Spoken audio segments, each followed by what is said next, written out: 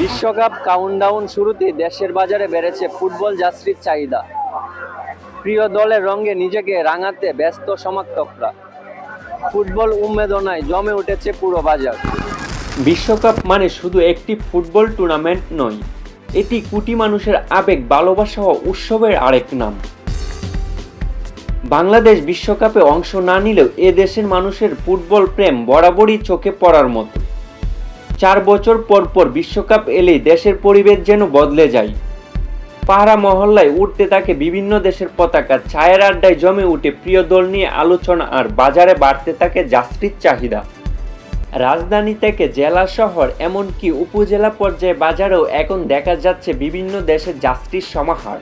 Argentina, Brazil, Portugal, Spain, France, England সহ জনপ্রিয় দলগুলো জার্সি কিনতে সকাল থেকে রাত পর্যন্ত ভিড় করছেন ক্রেতারা। শিশু, কিশোর, তরুণ থেকে শুরু করে সব বয়সী মানুষের নিজেদের পছন্দ দলের রং রাঙাতে ব্যস্ত। প্রত্যেকবারই তো ব্রাজিল সম্পর্কে একটা প্রত্যাশা থাকে, কিন্তু কোনোভাবে এই প্রত্যাশাটা প্রত্যেকবারই কোনো না কোনোভাবে পূরণ হচ্ছে না। এবার দেখা যাক। এবার আমি আশাবাদী ফ্যান হিসেবে, বাট তারপরেও এবার ব্রাজিলের তুলনায় অন্যান্য যেসব কম্পিটিটর আর্জেন্টিনা, ফ্রান্স, স্পেন, ওরা মোস্ট ফেভারিট। ব্রাজিল ফ্যান হয়ে বলতে হবে।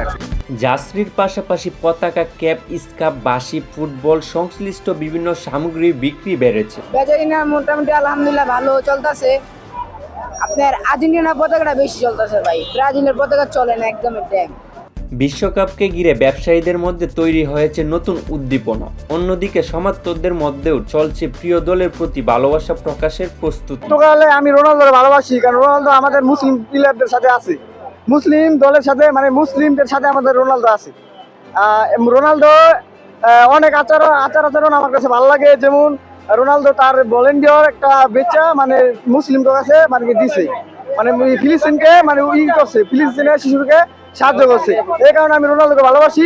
আর এমনিও আমার তার আচরণ আমার অনেক ভালো লাগে, এই কারণে আমি রোনালদোকে অনেক ভালোবাসি। বাংলাদেশের ফুটবল সংস্কৃতির একটি বড় বৈশিষ্ট্য হলো দেশের মানুষ নিজেদের দেশ ও বিশ্বকাপ না খেললেও বিশ্বের বিভিন্ন দলকে ঘিরে এক অনন্য উৎসব তৈরি করে। আর্জেন্টিনা, ব্রাজিল ফ্যান আছে, তো এখন যদি কিছু উল্টাপাল্টা কিছু না বলাতেই বেটার যে আর্জেন্টিনা যে মেসেজ দিচ্ছে এটার জন্য তো অনেক রোনালদো ফ্যানদের প্রবলেম হচ্ছে। তার মেসেজে একটা রোনালদো জিতে লাগে, কারণ তার লাস্ট ওয়ার্ল্ড কাপ, তো তার জন্য এই সাপোর্টটা করা হচ্ছে আমার পর্তুগালে। মেনলি আমি ব্রাজিলেই ফ্যান, কিন্তু এবার পর্তুগাল সাপোর্ট করছি মেনলি রোনালদোর জন্য।